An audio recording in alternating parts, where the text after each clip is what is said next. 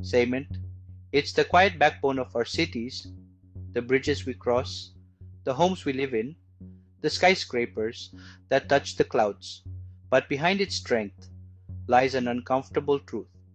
Cement production alone is responsible for around 8% of global carbon dioxide emissions. For more than 150 years, the process has barely changed. Limestone is heated in giant kilns to extreme temperatures over 1400 degrees Celsius, burning fossil fuels and breaking the limestone apart. This releases carbon dioxide from two sources, the fuel itself and the chemical breakdown of the limestone. It's effective, but it's also one of the most carbon intensive manufacturing methods on Earth. But what if we could make cement without the heat, without the fossil fuels, without the emissions? Researchers at the University of Michigan have been pioneering an answer. Using an electrochemical process, they can create the key ingredients of cement without a traditional kiln. Instead of searing heat, the process runs at near room temperature, under 100 degrees Celsius, and is powered by electricity, ideally from renewable sources. In simple terms, here's how it works. Water is split into oxygen and hydrogen.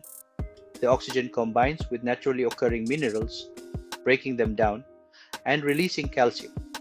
This calcium is then bonded with carbon dioxide, captured either from the air or from other industrial processes to form calcium carbonate, the same core ingredient that traditional kilns produce. The process also leaves behind silica, which helps strengthen cement mixtures and produces hydrogen gas and oxygen, both of which can be reused or sold, adding an economic bonus. Because there's no high temperature kiln and no limestone breakdown, the carbon emissions are dramatically reduced. In fact, if the electricity comes from renewable sources, this process can be carbon neutral or even carbon negative.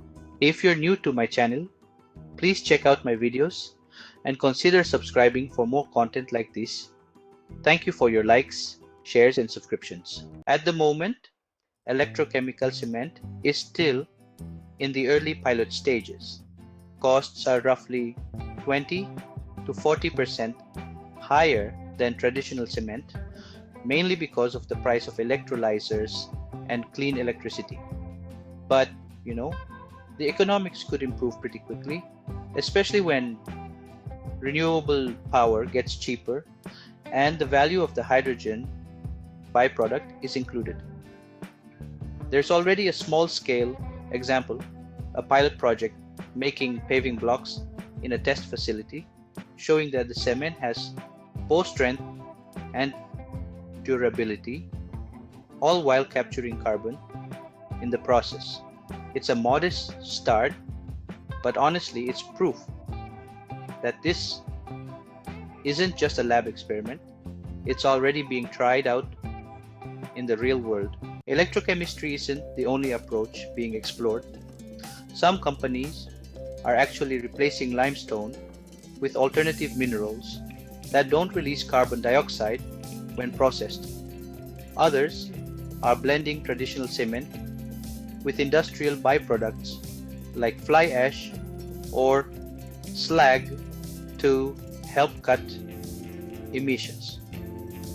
But electrochemical cement, well, it has a unique advantage. It can fit into many existing production systems, which means the transition could be faster and more cost-effective.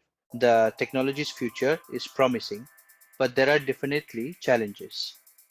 Scaling up from pilot plants to global production will need significant investment. If renewable electricity isn't used, the emissions savings really shrink. And while early tests show it can meet performance standards, large-scale field trials will still be needed before it's adopted in major construction projects. Still, industry interest is growing. Both startups and major cement producers are now testing the waters. In the story of cement, the future might be a blend of solutions, but electrochemistry really shows us that it's possible to capture carbon-reduced emissions and still build stronger than ever. It's a reminder that even our most relied upon traditional industries can be transformed by the power of science. Thank you for watching this video. I'll catch you in another exciting one soon. Until then, goodbye and take care.